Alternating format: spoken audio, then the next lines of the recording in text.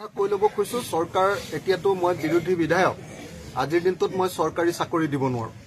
কিন্তু মই প্ৰথম কথাটো কৈ লৈছো যে মই নিজে চৰকাৰী চাকৰি হক বা নহক তাইৰ মুঠতে দায়িত্বটো ল'ম আৰু তাইৰ ল'ৰাটোৰ দায়িত্বটো ল'ম এটো মই মোৰ পিনৰ পৰা কৈ লৈছো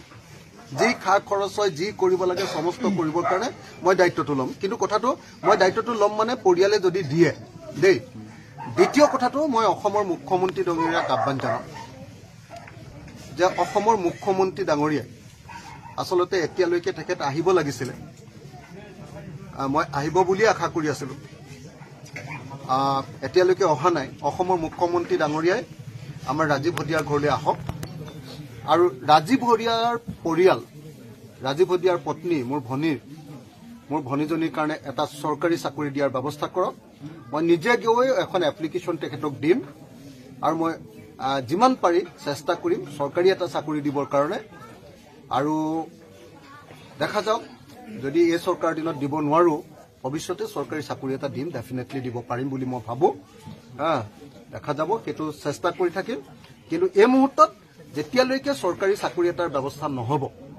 তেতিয়ালৈকে মই নিজে দায়িত্ব ল'ম আৰু বেলেগে যদি কোনোবাই দায়িত্ব লয় তেতিয়াহ'লে বেলেগ কথাখিনি পাতি ল'ব লাগিব কিন্তু যদি মোক পৰিয়ালে দায়িত্ব দিয়ে মই ভালকে দায়িত্বটো পালন কৰিব পাৰিম ধন্যবাদ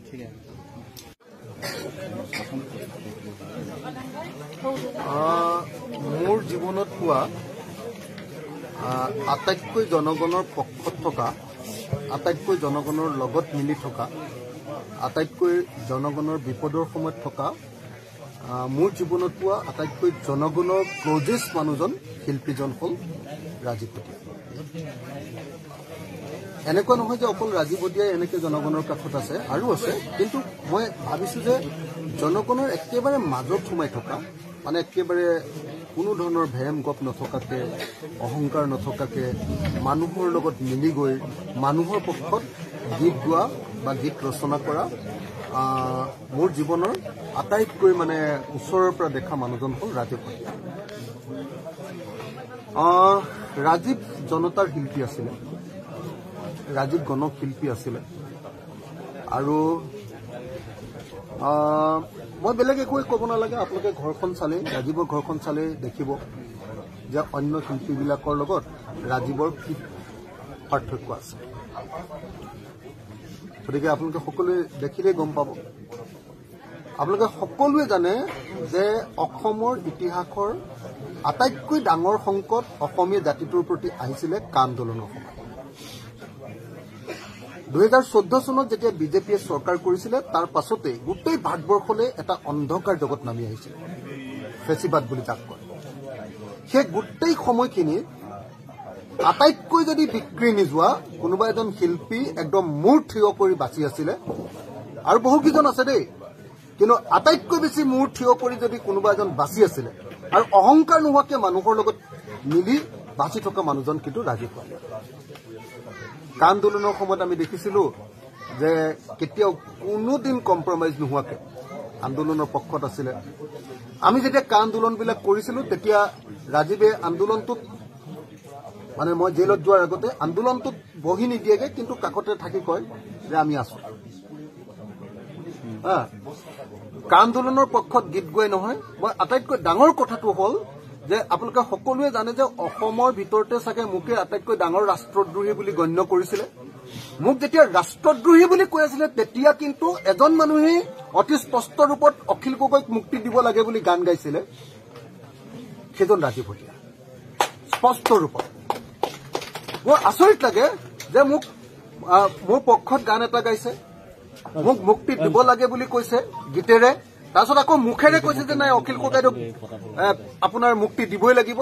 আৰু তাৰ পাছত আকৌ একেলগতে জয়াই অসম চিঞৰিছে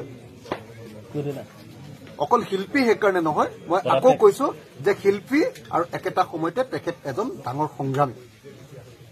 একদম কম্প্ৰমাইজ নকৰা শিল্পী আৰু সংগ্ৰামী দুইটা সত্তা একেলগতে আছে সেইকাৰণে আপোনালোকে দেখিছে যে ভূপেন হাজৰিকাৰ ডাঙৰীয়াৰ মৃত্যুটোতো বহুত ডাঙৰ ঘটনা এইটোতো আমি কল্পনা কৰিব নোৱাৰা ডাঙৰ ঘটনা তেখেত বিশ্ববিশ্ৰুত মানুহ ভূপেন হাজৰিকাৰ মৃত্যুৰ পাছত যিজন শিল্পীয়ে অসমৰ জনমানসত আটাইতকৈ বেছিকে জোকাৰি গৈছে সেইজন হ'ল আজি আমাৰ ৰাজীৱ ভটিয়া যেতিয়া আমাৰ পক্ষত কোনেও গীত গাবলৈ সাহস কৰা নাছিলে মোকতো ৰাষ্ট্ৰদ্ৰোহী বুলি জেলত ভৰাই থৈছিলে সেই সময়খিনিত আমাৰ পক্ষত ডাইৰেক্টলি ৰাইজৰ দলৰ পক্ষত গীত গাইছিলে আৰু আপোনালোকে নিজে দেখিছে মই নিজে সেইকাৰণে সেই গীতটো এতিয়া ফেচবুকত দিও দিছিলোঁ অতি স্পষ্ট ৰূপত মোৰ মুক্তিৰ কাৰণে এটা গান গোৱাই নহয় লগতে ৰাইজৰ দলৰ পক্ষত একদম স্পষ্ট ৰূপত গীত গাবলৈ এটা আঞ্চলিক দল এটা প্ৰগতিশীল আঞ্চলিক দল যি বিজেপিয়ে আটাইতকৈ বেয়া পায় যাক চৰকাৰে আটাইতকৈ বেয়া পায় যাক আৰু বহুত ধনী মানুহেও যাক আটাইতকৈ বেয়া পায় সেই দলটোৰ পক্ষত গীত গাবৰ কাৰণে যিজন শিল্পীয়ে সাহস কৰিছে তেনেকুৱা শিল্পী জন্ম হোৱাটো বৰ সহজ কথা নহয় আৰু সেইকাৰণে মই এটা এই কথা আপোনালোকক কওঁ যে মানে ৰাজীৱ ভটিয়াৰ মৃত্যুটো বহুতে নুবুজিব পাৰে এইটো হ'ল সঁচা সঁচিকে মানে এইটো মানে পাহাৰ এটাৰ সমান গধুৰ বুলি কয় এটা বাক্য আছে সংগ্ৰামী কিছুমান মানুহৰ মৃত্যু চৰাই পাখিৰ নিচিনা পাতল আৰু কিছুমান মানুহৰ মৃত্যু পৰ্বতৰ সমান গধুৰ মই ভাবো যে অসমীয়া জাতিৰ কাৰণে ৰাজীৱ ভটিয়াৰ মৃত্যু পৰ্বতৰ সমান গধুৰ এটা ঘটনা আটাইতকৈ জাতীয় জীৱনৰ এই সময়ৰ আটাইতকৈ গুৰুত্বপূৰ্ণ এটা ঘটনা আৰু সেইকাৰণে আমি আটাইয়ে মিলি অকল মুখেৰে ক'লে নহ'ব অকমান মৃত্যু হোৱাৰ সময়ত হোৱা আবেগিক পৰিৱেশত ক'লে নহ'ব আমি আটাইয়ে মিলি আৰু এজন ৰাজীৱ ভটিয়াক উলিয়াবৰ কাৰণে ৰাজীৱ ভটিয়াৰ ল'ৰাটোৰ দায়িত্ব আমি সকলোৱে ল'ব লাগিব পৰিয়ালটোৰ দায়িত্ব মাক দেউতাকৰ দায়িত্ব আমি ল'ব লাগিব সকলোৱে মিলি আমি পৰিয়ালটোক বচাব লাগিব আৰু মোৰ আটাইতকৈ ভাল লাগিছে মোৰ ভনীজনী ৰাজীৱ ভটিয়াৰ মানুহজনী তাই মানে একদম স্পষ্টকে মই অহাৰ লগে লগে কৈছে যে ৰাজীৱ মোৰ কমৰেড আছিল ৰাজীৱ মোৰ সংগ্ৰামী সতীৰ্থ আছিল গতিকে মই তাৰ মৃত্যুত দুখ নকৰো মই আছো তাৰ স্মৃতি ৰক্ষা কৰিবৰ কাৰণে গতিকে এজনী সাহসী ছোৱালী ৰাজীৱৰ পত্নী আৰু ৰাজীৱৰ ল'ৰাটোক সিটো একেবাৰে বুজিব পৰা হোৱা নাই আমি সকলোৱে মিলি ৰাজীৱৰ পৰিয়ালটোক দেউতাক মাক আপোনাৰ ৰাজীৱৰ পত্নী ৰাজীৱৰ ল'ৰাক আমি সকলোৱে চাম মই আজিৰ দিনটোত বেছি একো কৰিব পৰা নাই